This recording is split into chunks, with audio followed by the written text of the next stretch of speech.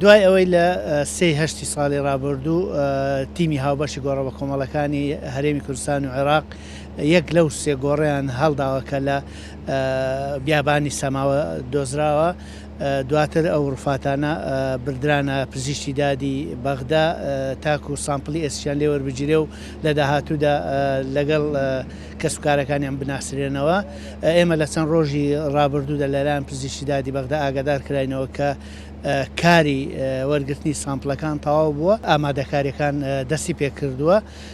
لە داهاتوودا ئەنجومەنی وەزارەت بڕیار لەسەر کات و شوێنی ناشتنی ئەو ڕووفاتانە دەکات و ئەوەی ماوە لێرەدا بڵێم ژمارەی ئەو گۆڕە بە کۆمەڵە ئەو ڕووفاتانەی کە لەو گۆڕە بە کۆمەڵە دۆزرابوونەوە 171 ڕووفاتە. ئەو ڕووفاتانە زۆربەی زۆری ژن و منداڵن.